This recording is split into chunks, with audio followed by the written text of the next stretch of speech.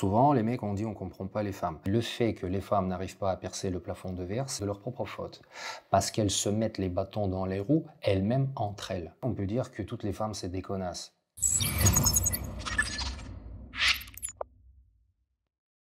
Cet échange est parti d'un constat et d'une succession d'échanges, de discussions qui ont, comme par hasard, tous ou toutes convergé dans la même direction, vers les mêmes conclusions. Et le paradoxe est que, il y a 48 heures, je suis tombé sur LinkedIn, sur le post d'une femme que j'ai interviewée il y a un peu moins d'un an, Sabrina Menasreya, sur un tout autre sujet, sur les atypiques. Et donc, dans son post, elle a écrit la chose suivante. Je vous le lis, ensuite on entame la discussion. La sororité n'existe pas. J'ai toujours rêvé d'un monde où les femmes s'entraideraient et feraient preuve de bienveillance les unes envers les autres. Aujourd'hui, je doute. Les femmes sont-elles vraiment prêtes à dépasser leur ego personnel, leur manque de confiance en elles pour se soutenir et mettre en avant d'autres femmes, avec le risque que ces dernières leur passent devant et réussissent mieux qu'elles? Quand je parle avec les femmes singulières et intenses, ça c'est les formulations, le vocabulaire de Sabrina en parlant des atypiques, moi je les appelle les atypiques ou les surdoués pour ceux qui préfèrent.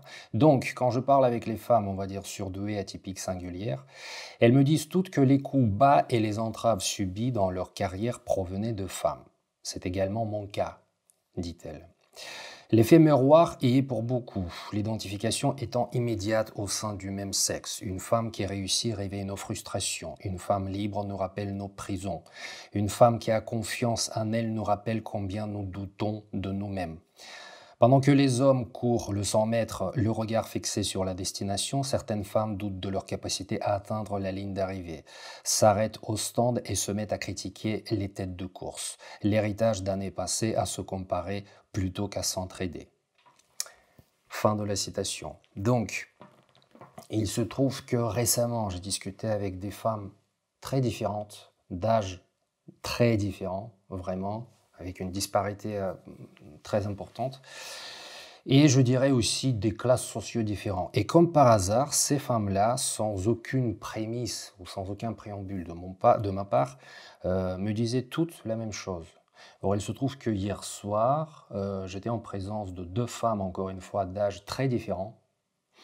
Et toutes les deux, elles s'accordaient sur le même constat que précisément 48 heures auparavant, le jour international des femmes, le 8 mars, je suis tombé sur ce post de Sabrina Menasreya. Donc, mon but maintenant, c'est d'essayer de discuter justement avec quelqu'un ce sujet-là. Et ce quelqu'un, comme vous pouvez le deviner, n'a pas voulu apparaître à l'écran, pour les raisons bien évidemment qu'il la regarde. Donc je ne vais pas rentrer dans le sujet, ce n'est pas ça qui nous intéresse. Ce qui m'intéresse, c'est d'essayer de démystifier ce sujet des femmes, on va dire, en groupe. Donc, ma première question à la personne qui est assise en face de moi, ce que je viens de lire, à quel point c'est vrai d'après toi? Je pense que c'est vrai à 100%, mais là, ça parle beaucoup aussi du milieu professionnel. Alors moi, ça me regarde pas trop parce que j'ai pas eu ces rapports avec les femmes dans un milieu professionnel.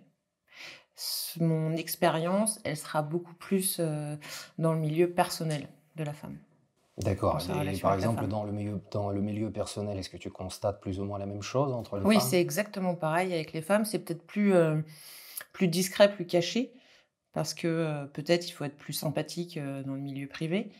Mais c'est quand même très présent, surtout quand on est une femme seule. Comment t'expliques ça, toi, en tant que femme, toi-même?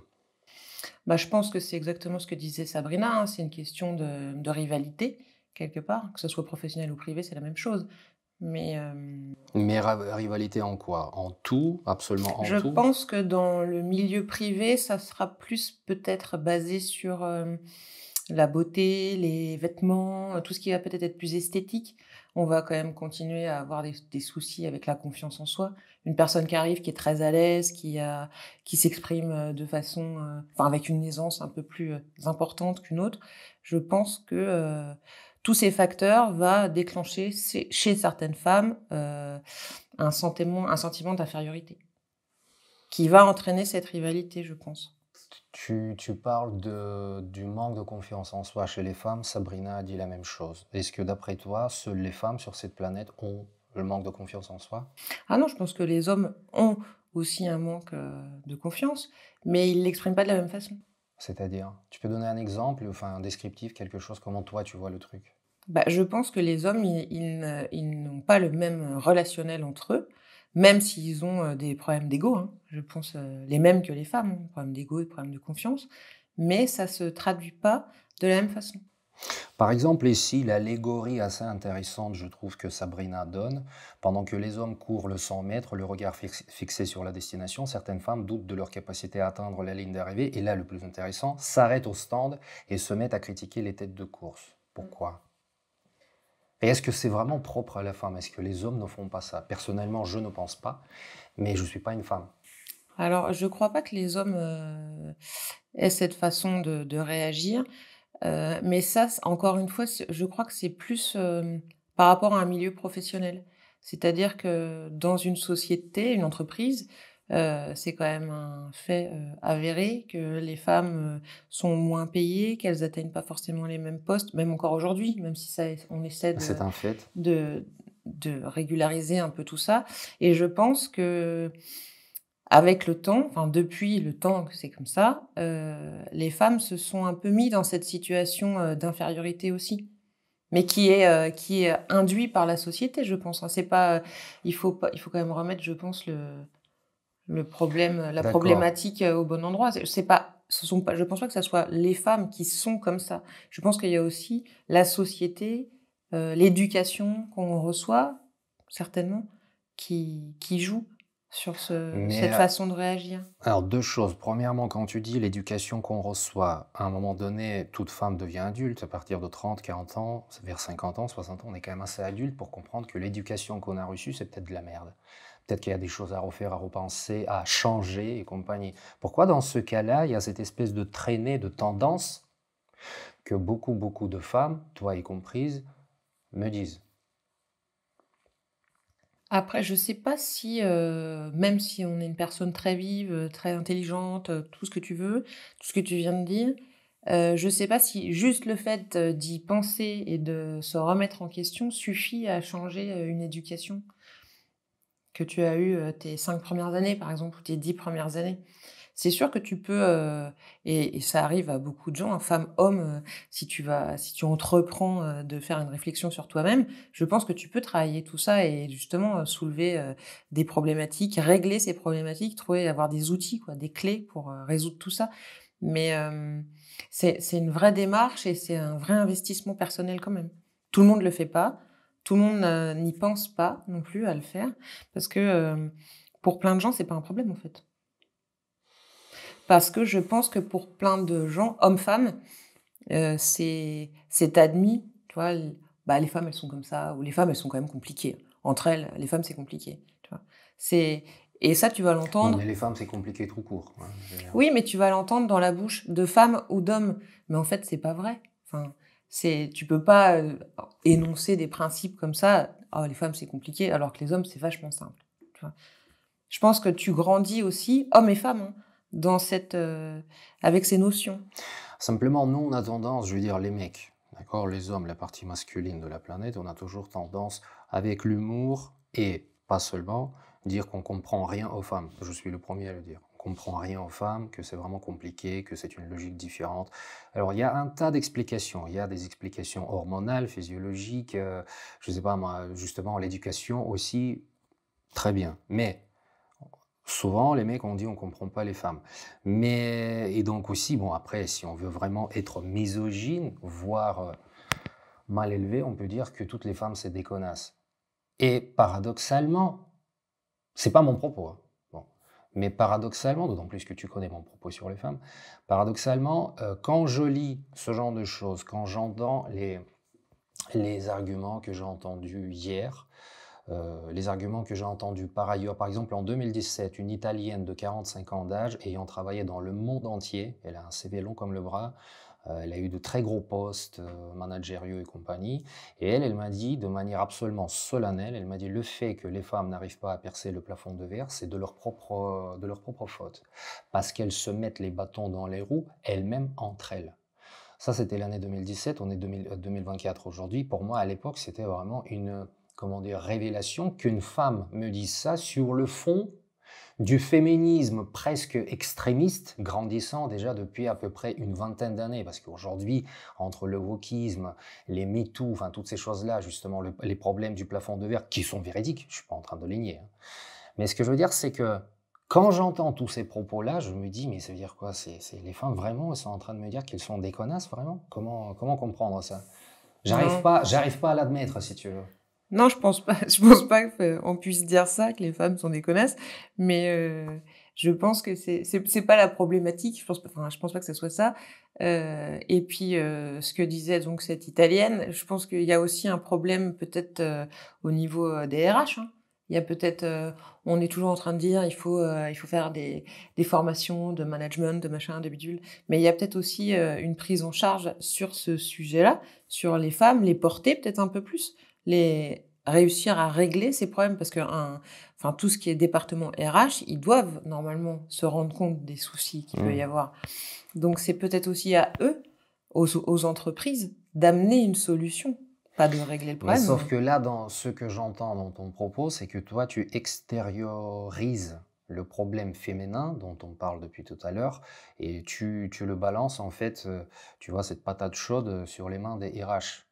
Mais comment expliquer, parce que moi c'est ça que j'essaye de comprendre. Peut-être qu'on ne l'expliquera pas là maintenant dans cette vidéo, peu importe. J'essaie simplement de comprendre, je te donne ma réflexion. Donc, cette Italienne m'a dit que ce sont les femmes qui se mettent les bâtons dans les roues entre elles, pas à soi-même, mais entre elles. C'est exactement le propos de Sabrina 7 ans plus tard sur complètement un autre sujet. C'est à peu près la même chose que j'ai entendu notamment dans les récentes discussions, notamment à laquelle tu as participé hier.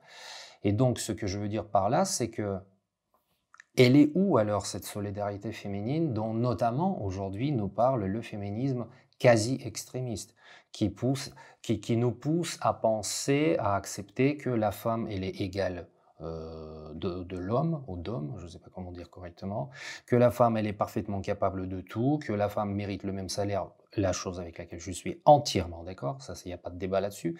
Mais ce que je veux dire c'est qu'il y a quand même cette espèce de travail idéologique du féminisme actuel, il pousse quand même vers une solidarité féminine. Or là, dans les propos que j'ai eus hier, ici, en 2017, etc., en fait, c'est l'exact inverse. Comment ça se fait? Alors après, je pense que c'est très bien, hein, tout ce qui est dénoncé, hein, les MeToo, tout ça, c'est nécessaire. Le féminisme est nécessaire. Mais je sais pas si c'est vraiment la même chose, tu vois, tu peux être féministe et puis finalement avoir quand même, c'est comme un réflexe de vie, j'ai l'impression qu'elles ont ces femmes. C'est pas, je sais pas si c'est vraiment volontaire le fait. Donc c'est subconscient comment dire, de faire chier ses propres congénères. Je sais pas, donc on peut pas dire que c'est subconscient parce que ça dédouanerait tout le monde, donc c'est pas possible. Mais je pense qu'il y a quand même Mais si c'est sort- conscient, c'est encore pire alors. de toute façon, c'est forcément conscient. Si on a une image vraiment très simpliste de tout ça, si tu fais un croche-patte à ta voisine, je veux dire, c'est pas un réflexe, Ouais, tu l'as quand oui, même préparé. oui. Certes, après, tu peux remettre ton truc en question et te dire, ah, peut-être que j'aurais pas dû faire ça, franchement, c'est moche. Voilà. Mais c'est quand même pas un réflexe, c'est pas subconscient, tu vois. On peut pas dire ça. Ça dédouanerait tout le monde. Et ce qui est faux. Ça veut dire que ces personnes-là qui mettent des bâtons, ces femmes-là qui mettent des bâtons dans les roues de leurs voisines, elles se remettraient jamais en question. Et ça, c'est un problème. C'est en ça que je te dis, moi, je ne remets pas la patate chaude sur les RH, sur tout ça. Je pense qu'il y a plusieurs problématiques à plusieurs endroits. Mais les femmes sont aussi responsables. On ne peut pas dire qu'elles ne sont pas responsables. Mais justement, c'est ça que j'essaie de comprendre. Elle est où alors cette solidarité féminine? Par exemple, regarde, je te donne un exemple comique. auquel n'importe quel mec dans sa vie s'est, on va dire, confronté au moins une fois dans sa vie. Comme par exemple, tu te retrouves seul face à deux, trois nanas. Alors là, la solidarité féminine, on la voit de loin. Hein. Pour casser les pieds au mec en le descendant, en disant que les mecs sont tous des incapables, etc. Là, la solidarité est là. Qu'en est-il à l'heure du plafond de verre? Qu'en est-il justement des propos, comme plusieurs femmes récemment m'ont dit, que dans tout groupe humain, professionnel, quel qu'il soit, le mieux c'est d'avoir un tiers de femmes et deux tiers d'hommes. Je dis, mais putain, mais alors on fait quoi avec les deux autres, les autres femmes restantes? Parce qu'on ne peut pas en plafonner, je veux dire, toute la partie féminine de la planète dans un tiers contre les deux tiers masculins. C'est quand Non, même ça marche ridicule. pas. Mais on Ça me dit marche que pas. pour l'équilibre du groupe, il aurait fallu avoir un tiers de femmes et deux tiers d'hommes. C'est les femmes qui me disent ça. Je dis, mais attendez, c'est quand même assez misogyne ce Mais que j'entends là. bah, je sais pas si c'est vraiment misogyne, mais en tout cas, c'est vrai que j'ai entendu aussi. Mais le problème, je sais pas vraiment si c'est le nombre, enfin, proportion de femmes ou pas. Mais je crois que tant que les femmes, elles ne réussiront pas, en fait, je crois que le souci, c'est qu'elles elles savent pas. Quand tu fais un peu chier les autres, c'est souvent parce que tu projettes tes peurs sur les autres. Hein. Tu sais pas quoi en faire, du coup, tu la jettes un peu à ton voisin. Tu vois. Euh, Moi, j'ai l'impression que ces femmes, elles savent pas trop comment gérer une situation qui les déstabilise. Ouais. Par exemple, tu as une belle femme qui rentre dans une pièce très élégante. Certaines femmes vont peut-être être complètement déstabilisées en se disant oh, mais moi, à côté d'elle, comment je vais paraître, enfin voilà, je suis peut-être un peu fade, du coup, enfin, il y a peut-être un problème. Qu'est-ce que tu fais de toute cette anxiété et de cette peur? Si t'as pas appris à la gérer, qu'est-ce que t'en fais? Bah, tu la jettes sur la dame qui est super élégante avec ses talons et sa belle robe et qui est super bien coiffée. Tu lui jettes dessus parce que toi, tu sais pas comment faire. Ça te panique, ça te stresse. Et je pense que c'est peut-être un peu ça, tu vois, le fait de peut-être je me trompe, hein, mais tu vois, c'est peut-être toute cette angoisse et cette anxiété de tu sais pas comment faire pour apparaître ou être toi-même ou apparaître à égalité avec cette femme qui t'impressionne. Donc tu lui rejettes tes peurs et ton angoisse. D'accord, dans ce cas-là, attends, on inverse la situation. Toi, je parle hypothétiquement de n'importe quelle femme, d'accord? Toi, tu es une belle femme, tu vas dans une soirée, tu sais très bien que toi, avec ta prestance, avec tes belles fringues, tu vas arriver, et toutes les femmes, par cette espèce de hatavisme, ou je ne sais pas ce que c'est, de manière consciente ou subconsciente, peu importe, vont rejeter donc toute la négativité, ou je ne sais pas moi, tous leurs problèmes, toutes leurs peurs sur toi. Alors dans ce cas-là, toi, une belle femme, qu'est-ce qui t'empêche de te mochiser, arriver dans la soirée et finalement ne pas avoir ce problème. Et donc, du coup, tout le monde serait contente. Ouais, mais je crois pas. Je sais pas si c'est vraiment possible parce que c'est aussi une façon d'être. C'est pas que la beauté extérieure. Je pense que c'est aussi une façon d'aller vers les gens, de s'exprimer, de bouger aussi. Une aisance finalement. Peu importe dans quel domaine, mais avoir une aisance qui peut être déstabilisante pour quelqu'un d'autre. C'est peut-être plus ça. Mais donc, c'est quoi? C'est de la jalousie à deux balles? Bah, la rivalité, est-ce qu'on peut dire que c'est de la jalousie? Forcément, je dirais un petit peu. Ça résume pas à ça, mais c'est quand même un peu de jalousie aussi. Mais donc, pour Mais il y a un résumer, problème quand même de rivalité, tu sais, c'est ce qu'on disait. C'est dans le privé, quand tu es une femme célibataire, tu sais, tu es toujours un peu considérée comme une prédatrice finalement, qui va venir peut-être. par exemple, on m'a dit que les femmes célibataires, les femmes seules, quel que soit l'âge, Oui. en partant de, on va dire, 20 ans jusqu'à 80-90 ans, les femmes seules sont considérées comme un danger et ne sont invitées jamais nulle part. Par contre, si tu es veuve, paradoxalement, là, tu représentes aucun danger. Enfin, je veux dire, c'est quand même, c'est dingue de la connerie, non? Ouais, mais je crois que c'est une question de lecture de je sais pas quoi d'ailleurs, mais euh, quand tu as une femme qui est célibataire à 20, 30, 40, 70 ans, euh, tu sais pas vraiment pourquoi elle est célibataire. Est-ce que... Enfin, tu sais pas. Mais qu'est-ce qu'on s'en fout de la raison de son célibat? Bah, Pourquoi ne pas l'inviter dans un groupe de personnes?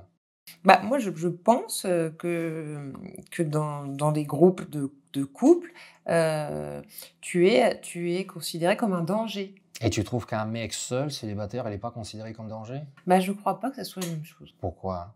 Moi, c'est ça qui m'intéresse. Pourquoi? Quelle est la différence finalement? Un mec Bah, parce seul, que, une nana seule, je veux dire, les 2 bah, peuvent parce que séduire. la femme sera pas en rivalité avec cet homme, dans un dîner, par exemple. Même si cet homme est très beau, elle va pas se comparer à lui. Il y a Non, pas mais le ce problème est pas là. Le problème est pas là. Par exemple, c'est un couple marié, bah, enfin marié ou pas, peu importe, un couple, qui invite un homme seul. Par exemple, quand j'ai discuté avec une personne âgée récemment, elle me dit ça, c'est pas un problème. Par contre, inviter un couple, inviter une femme seule, c'est un problème. Toi, tu m'as dit après, pourquoi? Parce que, in fine, c'est la femme qui est détentrice, on va dire, de la maison, du ménage, je parle au sens général du terme, qui reçoit, même si c'est l'homme qui invite. Et donc, c'est la femme qui ressentirait un danger d'inviter une femme seule et moi un danger d'inviter un homme seul. Moi, ça me dépasse personnellement. Ouais, mais je pense vraiment que c'est une question de comparaison. Mais justement, tu peux essayer de faire ça ou pas? Est-ce que tu peux essayer de me l'expliquer, quoi, cette comparaison? Parce que moi, je capte pas, quoi. Bah, cette comparaison, c'est Pour que moi, un c'est mec seul, ça oui, peut être le oui. même danger qu'une femme seule. Non, parce que cette femme, elle va pas être en danger par rapport à cet homme qui a invité chez eux. Elle va pas se comparer Bah, à c'est le lui. mari peut-être qui serait en danger par rapport à cet homme. Oui, mais si le mari, il se compare, il va pas mettre des bâtons dans les roues de cet homme.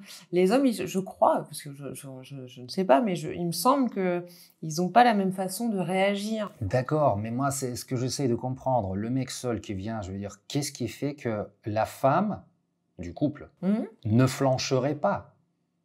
Et qu'elle ne trompe pas par la suite, par exemple, son mec, voire qu'elle le quitte. Oui, C'est-à-dire, ça c'est le même mécanisme bien que sûr, si c'est c'est la la même femme chose. seule qui vient et C'est c'est la le... même chose, mais Bon, là, la femme, elle est pas, en danger par rapport à ça. donc finalement, c'est la femme qui gouverne, quoi qu'il arrive. Oh, je sais pas si c'est vraiment non, mais non, je pense pas que ça soit la femme qui gouverne, quoi qu'il arrive, mais Et et puis toutes après les histoires sur le patriarcat et tout le reste, en fait, c'est des conneries, c'est n'importe quoi, des sophismes, quoi. Parce que finalement, c'est la femme qui décide qui invite qui et compagnie.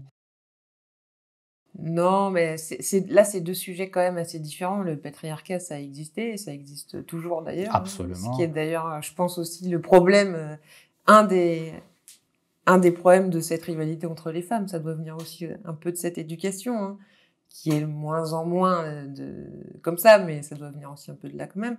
Mais En même temps, tu sais, en disant ça, tu dis que le patriarcat existe, et moi je te dis absolument, tout de suite ça m'est venu à l'esprit. J'ai lu un livre récemment de Peggy Sastre qui s'appelle La domination masculine n'existe pas. C'est un livre anthropologique, on va dire psychologique et tout ce que tu veux. Donc elle, sa thèse, un livre que je conseille d'ailleurs vivement à tout le monde, extrêmement bien écrit, extrêmement intéressant, et naturellement que toutes les féministes ne supportent pas parce que ça contredit entièrement leur combat, quoi.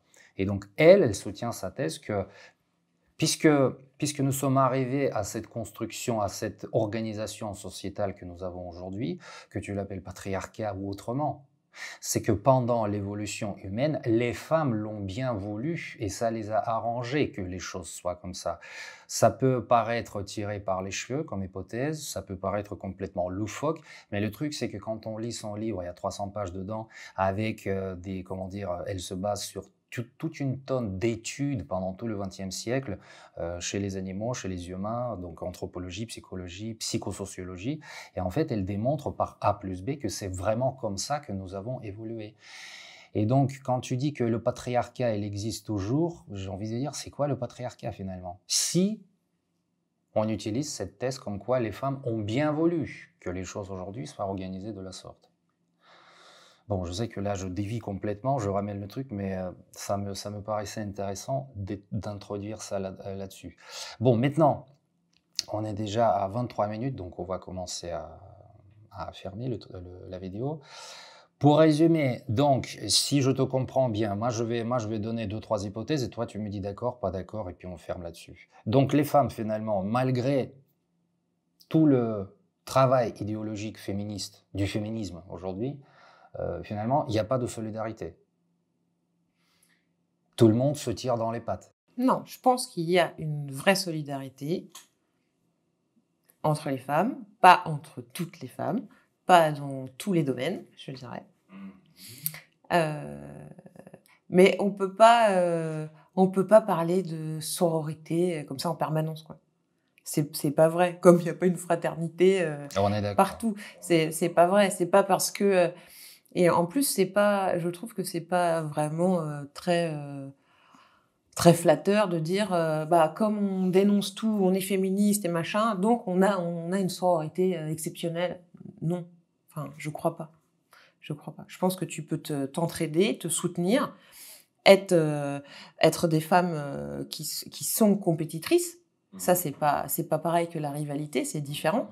Mais, tout le monde n'est pas dans cette, comment dire?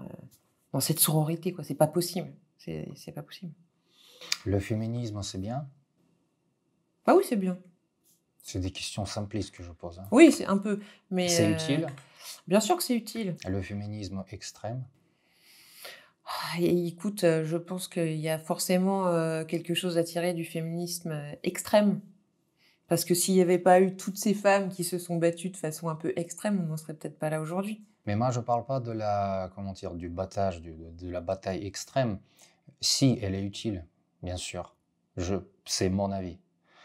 Ce que je veux dire, c'est que par exemple, des sortes de sophismes que les féministes extrêmes, aujourd'hui, nous avancent. Tu vois, je sais pas, il n'y a rien qui me vient en tête, mais récemment, par exemple, pareil, j'ai écouté sur YouTube un débat entre une psy et je sais plus qui encore, et donc elle disait justement la chose avec laquelle je suis complètement d'accord, que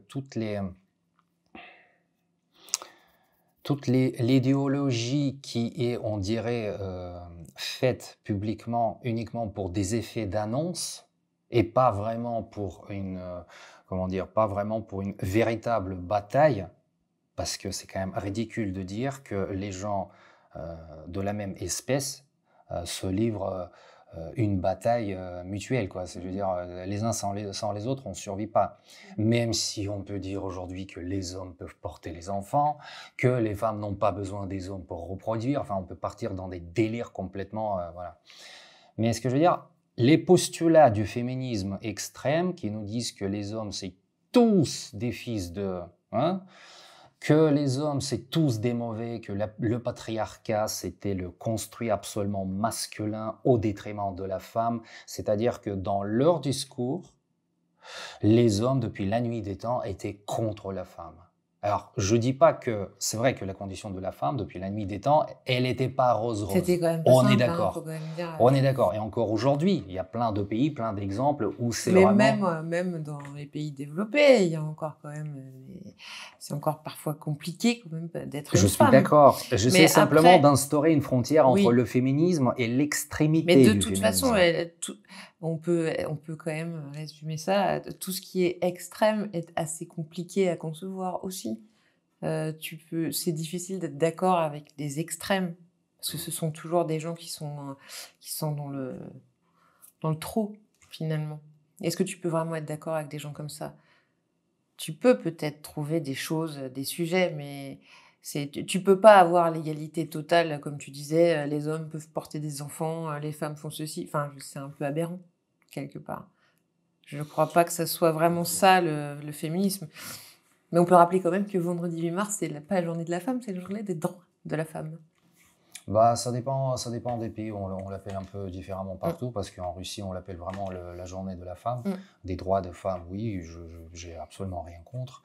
Mais j'étais particulièrement étonné, si tu veux, par ce concours de circonstances que précisément le 8 mars, Mmh. le matin vers 11 heures, je tombe sur cette annonce et pratiquement dans la même journée, je me retrouve Mmh. face à deux femmes avec des âges complètement différents, Mmh. 2 fois différence, et qui me disent la même chose sans se concerter entre elles. Oui, complètement. Ça, pour moi, c'était vrai. Je me suis dit, il faut qu'on fasse quelque chose. Bon, bref, donc voilà, ça c'était enfin, on va dire ma première tentative de faire un échange à moitié caché, parce que vous ne voyiez que moi. Vos réactions maintenant dans les commentaires et surtout vos pensées, vos réflexions par rapport au sujet que nous avons abordé, qui personnellement, moi, me paraît assez intéressant du point de vue sociétal et du point de vue intelligence collective et psychosociologie. Voilà, je vous dis à bientôt.